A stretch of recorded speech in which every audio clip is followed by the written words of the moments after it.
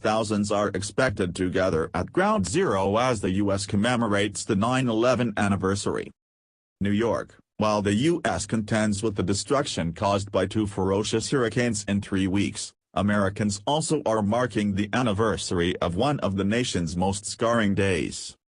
Thousands of 9/11 victims' relatives, survivors, rescuers and others are expected to gather Monday at the World Trade Center to remember the deadliest terror attack on American soil. 16 years later, the quiet rhythms of commemoration have become customs, a recitation of all the names of the dead, moments of silence and tolling bells, and two powerful light beams that shine through the night. Yet each ceremony also takes on personal touches. Over the years, some name readers have added messages ranging from the universal, "The things we think separate us really don't, we're all a part of this one earth," to the personal, "I love you and miss you. Go Packers." Thank you, New York, for continuing to honor the victims of 9/11 and the privilege of reading their names, Judy Bram Murphy added last year. She lost her husband, Brian Joseph Murphy. Nearly 3,000 people died when hijacked planes slammed into the Trade Center, the Pentagon and a field near Shanksville, Pennsylvania, on September 11, 2001, hurling America into a new consciousness of the threat of global terrorism. President Donald Trump, a native New Yorker observing the anniversary for the first time as the nation's leader, is scheduled to observe a moment of silence at about the time the first airplane hit. The White House said he is to be joined by First Lady Melania Trump. He also planned to participate in a 9/11 observance at the Pentagon. Defense Secretary Jim Mattis and General Joseph Dunford, chairman of the Joint Chiefs of Staff, are hosting a private observance for victims' relatives there at 9:11 a.m. Monday. After the names are read at that ceremony, there's a public observance, with the wreath-laying and remarks. Vice President Mike Pence and U.S. Secretary of the Interior Ryan Zinke are scheduled to deliver remarks at the Flight 93 National Memorial near Shanksville.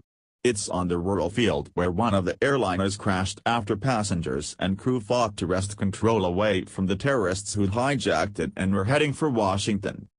Construction continues at the Shanksville Memorial, where ground was broken Sunday for a 93-foot, 28 meters, tall tower of voices to honor the 33 passengers and 7 crew members who died. The ceremony made the waterfall pools and lines of trees on the National September 11 Memorial Plaza strives to be apolitical. Politicians can attend, but since 2011, they haven't been allowed to read names or deliver remarks. Yet last year's 15th anniversary ceremony became entangled in the narrative of a fractious presidential campaign when Democratic nominee Hillary Clinton left abruptly, stumbled into a van and ultimately revealed she'd been diagnosed days earlier with pneumonia. The episode fed into questions that then-Republican nominee Trump had repeatedly raised about Clinton's stamina and transparency. She took 3 days off to recover, and Trump used footage of her stagger in a campaign ad. Trump has often invoked his memories of 9/11 to highlight his hometown's resilience and responders' bravery. Some of his recollections have raised eyebrows, particularly remarks while talking about Muslims that thousands of people were cheering in Jersey City, New Jersey, as the towers fell. There is no evidence in news archives of mass celebrations by Muslims there. Meanwhile, rebuilding and reimagining continues at Ground Zero. The third of 4 planned office towers is set to open next year, so is a Greek Orthodox church, next to the Trade Center site, that was crushed by the South Tower's collapse. Work toward a $250 million performing arts center continues after a design was unveiled last fall. Most recently, plans were announced this spring to transform a grassy clearing on the Memorial Plaza into a walkway, an area dedicated to 9/11 rescue and recovery workers, including those who died of illnesses years after being exposed to smoke, dust and ash at Ground Zero.